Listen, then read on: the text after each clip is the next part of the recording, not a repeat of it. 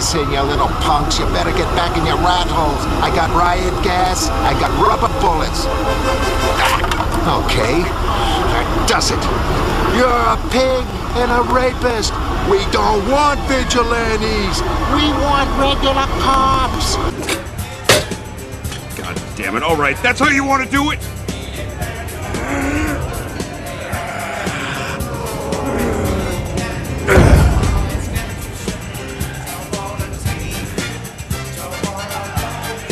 There's no need for violence.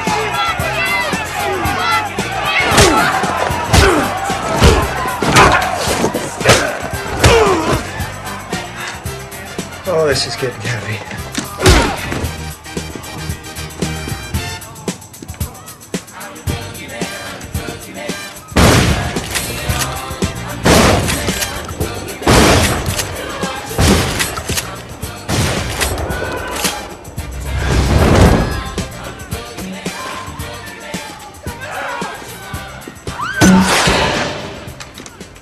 God damn, I love working on American soil, Dan. Ain't had this much fun since Woodward and Bernstein. How long till we keep this up? Congress is pushing through some new bill that's gonna outlaw masks. Our days are numbered. Till then, it's like you always say. We're society's only protection. From what? Are you kidding me? From themselves. Son of a bitch. No, immediate! Get your stinking hands off me. What the hell happened to us?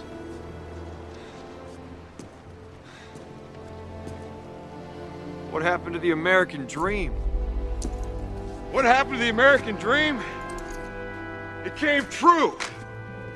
You're looking at it.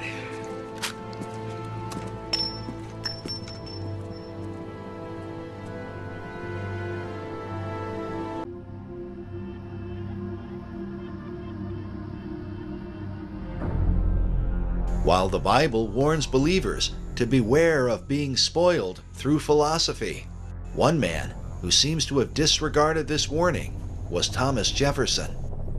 Jefferson is one of America's most important founders, the man who drafted the Declaration of Independence. He is often featured prominently by those who argue that America was founded on Christian principles. But his own letters make it clear that he had no great love for Christianity or the Bible. The idea that we have pastors and teachers who would somehow or other hold up Thomas Jefferson as an example of a godly man who in any way supported Christianity is just unbelievable. Jefferson, much like Thomas Paine, and they were good friends, Jefferson not only did not embrace Christianity, but he made it his business to denounce Christianity at every turn. And at best, he encouraged people toward unbelief and doubt and so on. But the idea that he somehow or other was representing a biblical view or representing Christian principles and so on is provably false based upon his own quotes. In a letter to General Alexander Smith on January 17, 1825, Jefferson was commenting on the book of Revelation. He said, "It is between 50 and 60 years since I read it, and I then considered it as merely the ravings of a maniac, no more worthy nor capable of explanation than the incoherences of our own nightly dreams." Through the rest of his letter, Jefferson makes it clear that he had not repented of this view. You have people who try to defend the idea of America as a Christian nation, and here they hold up Thomas Jefferson somehow as an example of a founding father who had a faith that any of us who are Christians should imitate or embrace. And it's sad and it's very disturbing because of the things that Jefferson said about the Bible and about the gospel in particular. Some have tried to whitewash Jefferson because supposedly he thought Jesus was a fine teacher of morality. But here is what he actually said. The greatest of all the reformers of the depraved religion of his own country was Jesus of Nazareth, abstracting what is really his from the rubbish in which it is buried is easily distinguished by its luster from the dross of his biographers, and as separable as the diamond from the dunghill. And what he's talking about is the process that he went through as he was putting together his so-called Jefferson Bible. And the proper title, his original title, today it's known as the Jefferson Bible, but the original title is The Life and Morals of Jesus of Nazareth. And sometimes there are those who will even lift up the Jefferson Bible as an example that somehow or other Thomas Jefferson at some point embraced Christianity or the Lord Jesus Christ. But the truth is, not at all. If you read his own letters, what Jefferson says in his own letters about his Jefferson Bible tells us what he was really thinking. And he's again expressing the Enlightenment view that he believed there were some things in the Bible, in the New Testament, concerning the Lord Jesus Christ that were true and accurate, but that they had been covered up or mingled with this corrupt information that he says is the product of inferior minds. There are quotes where Jefferson is denouncing the Old Testament. There are quotes where Jefferson is denouncing the New Testament. Concerning the Old Testament, Jefferson wrote, "Where get we the 10 Commandments? The book indeed gives them to us verbatim, but where did it get them? For itself tells us they were written by the finger of God on tables of stone, which were destroyed by Moses. But the whole history of these books is so defective and doubtful that it seems vain to attempt minute inquiry into it. And such tricks have been played with their text and with the texts of other books relating to them, that we have a right from that cause to entertain much doubt what parts of them are genuine."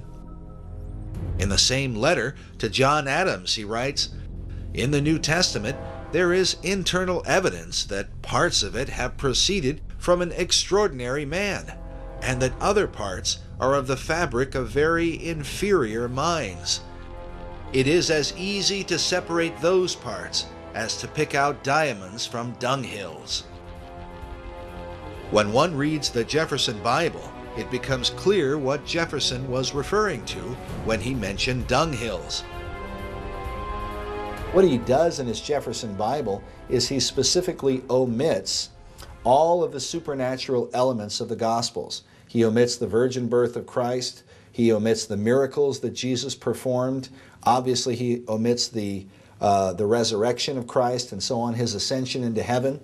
Anything that was contrary to the philosophies of reason that had been set forth, he pushes out of his representation of the New Testament. And he not only omits those things, but in his letters, he denounces them in the most derogatory language you can imagine. Very insulting, very condescending. Concerning Jesus himself, Jefferson wrote, "Among the sayings and discourses imputed to him, I find many passages of fine imagination, correct morality, and of the most lovely benevolence, and others, again, of so much ignorance, so much absurdity, so much untruth, charlatanism, and imposture. I separate, therefore, the gold from the dross, and leave the latter to the stupidity of some and roguery of others of his disciples. Of this band of dupes and impostors, Paul was the first corrupter of the doctrines of Jesus." And so the idea that he was in any way promoting Christianity is at best a deception. And teachers who are teaching that are either unfamiliar with the letters of Thomas Jefferson, or they're simply lying to their congregation or their audience about what Jefferson really believed. From his letter, there's the quote from Thomas Jefferson to his nephew, Peter Carr, who was at school studying and so on. And rather than admonish him, as the Puritans would have done, and you can read, like the letters of William Penn, the founder of Pennsylvania.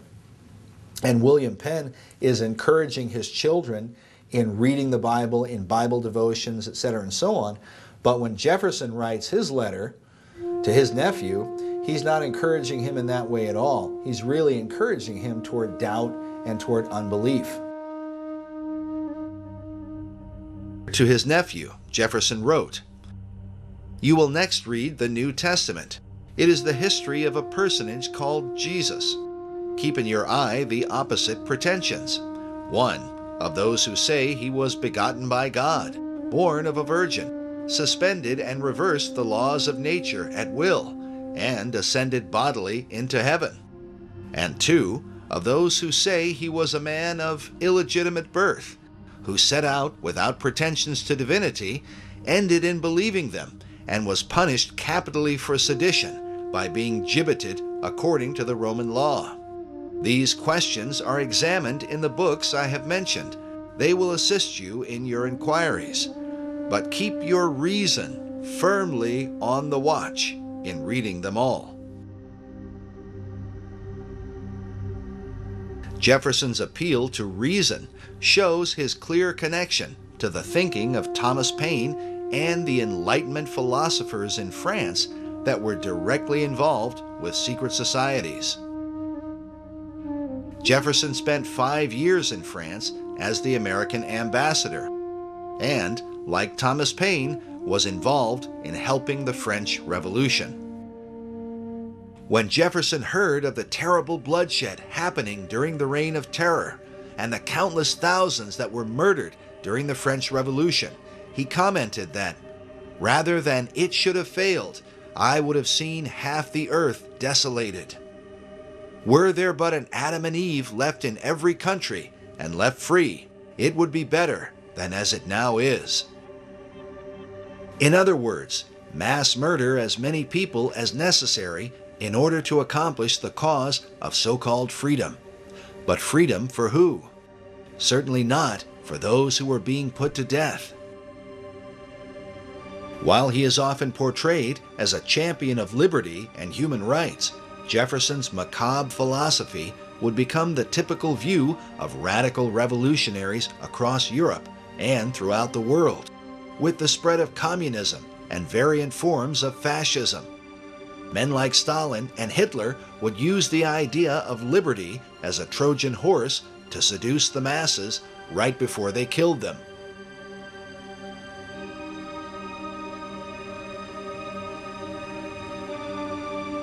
At one point, Hitler boasted that this revolution of ours is the exact counterpart of the French Revolution.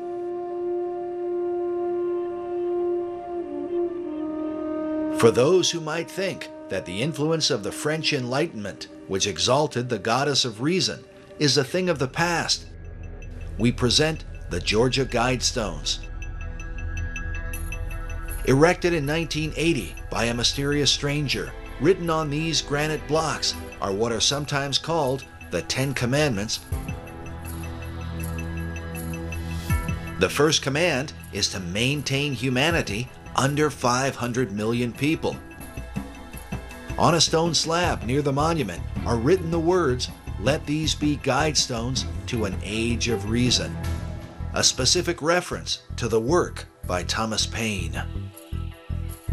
As we have seen, Paine's Age of Reason was an age of anti-Christian sentiment, an age against the Bible and against the God who inspired it. Furthermore, Paine's good friend, Thomas Jefferson, far from trying to establish a Christian nation, said he hoped the gospel itself would be destroyed in the New World. He compared the gospel to the ancient mystery religion of the ancient world. He said it was basically a spin-off of the ancient mystery religion, and he goes so far as to say that he hopes the gospel will be done away with in these United States of America. In a letter to John Adams, Jefferson wrote, "And the day will come when the mystical generation of Jesus, by the Supreme Being as his father in the womb of a virgin, will be classed with the fable of the generation of Minerva in the brain of Jupiter. But we may hope that the dawn of reason and freedom of thought in these United States will do away with all this artificial scaffolding and restore to us the primitive and genuine doctrines. How anybody could think that Jefferson wanted to set forth a Christian nation when he's hoping for the destruction of the gospel is beyond belief. The nature of the Great Seal is so mysterious that some believe that it came from a supernatural force. An account recorded by Dr. Robert Hieronymus in his book, Founding Fathers, Secret Societies, says that the Great Seal was given to Thomas Jefferson by a mysterious cloaked figure. I love that story. The Founding Fathers were trying to get the Great Seal of the United States designed. They needed to have a design for the Great Seal to represent our nation. And Jefferson went outside in the night, and up came a person, an individual who was wearing a cloak, whom he couldn't totally see, and he had in his hands the Great Seal of the United States. And he basically said, or this being said, you know, you're struggling over the symbol for our nation? Here it is. The account reads that Jefferson told a strange story. A man approached him wearing a black cloak that practically covered him, face and all, and told him that he, the strange visitor, knew they were trying to devise a seal, and that he had a design which was appropriate and meaningful. Jefferson, of course, looked at it, according to this story, and said, this is it. This is it. He knew it was it, and it was right. So he supposedly came running back into whatever, whether it was a tent or whatever it was, and he showed it to other individuals, and he told them about, they met this person outside. Of course, they went outside to go to find the guy, and he's gone. So supposedly we'll never find out who designed the Great Seal of the United States. While Dr. Hieronymus admits that he is skeptical about such stories, there are others who claim to believe them to this day. Perhaps it has something to do with John Adams, who was on the First Seal Committee with Thomas Jefferson. According to the written account, John Adams was there when this bizarre event took place. Oddly enough, the Adams Memorial in Washington, D.C. is adorned with this mysterious cloaked figure. Perhaps it's just a coincidence. Man that is born of woman hath but a short time to live, and is full of miseries. He cometh up, and is cut down like a flower. He fleeth as it were a shadow, and never continueth in one stay. In the midst of life we are in death. Of whom may we seek succor but of thee, O Lord, who for our sins art justly displeased?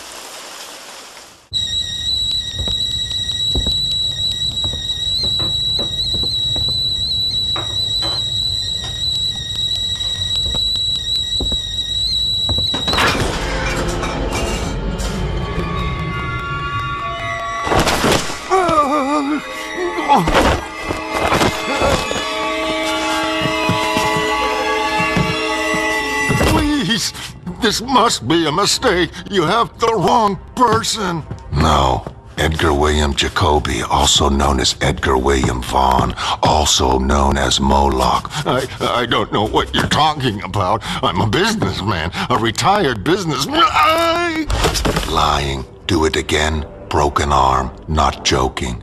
Oh, God, please. I spent the 70s in jail. I'm not Moloch anymore. I just want to be left alone. What do you want with me? Heard you attended funeral today. Why? The funeral? I just felt I should. I'd been thinking about the comedian since he visited me, and... oh, God! What did I say? How do you know Edward Blake was the comedian? When he broke in to see me, he was drunk, had his mask off. The guy was scared of something, crying. I sat in bed, scared stiff. He sounded crazy. I thought he was going to kill me. This was like a week before I heard he died. I guess it was his last performance. It's a joke. It's all a joke. What gets me, I need never have looked out of the airship, never seen the goddamn island, never got involved.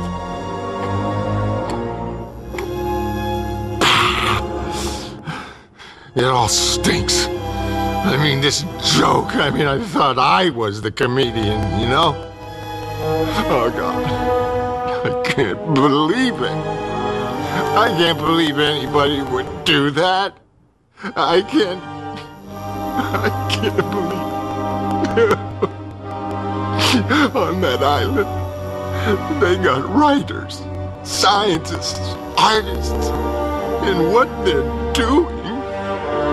I mean, I done some bad things, but I never did anything like, oh, Mother, oh, forgive me, forgive me, forgive me, forgive me. I mean, what's funny? What's so goddamn funny? I don't get it. Somebody explain. Somebody explain it to me. And then he left. I don't know what the hell it was about.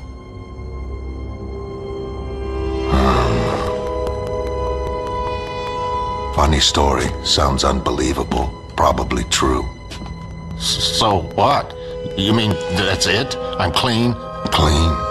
You. Searched house. Found Laetrile, phony medication, made from apricot pits, outlawed 3 years ago. Please don't confiscate it. I have cancer. Cancer? What kind of cancer? Well, now, you know that kind of cancer that you eventually get better from? Well, that ain't the kind of cancer I got. Very well. Copy down name of company. Report them later. You're off hook. For now. Keep out of trouble.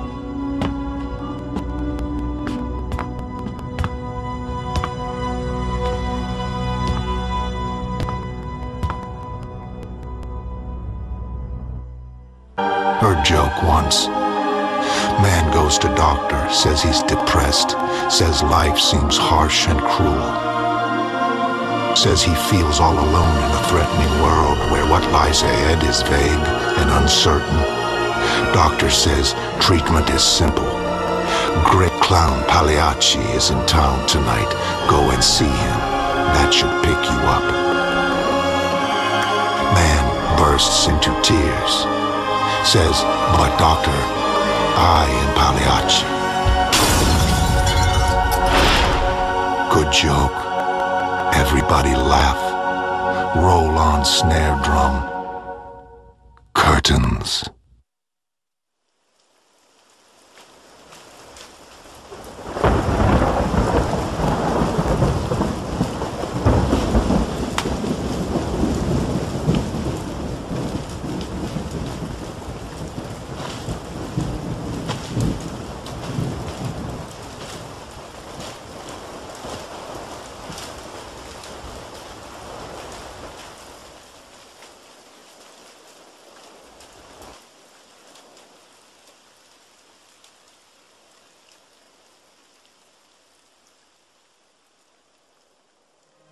Still sketching, Ms. Manish. I just needed some final studies of the facial assembly.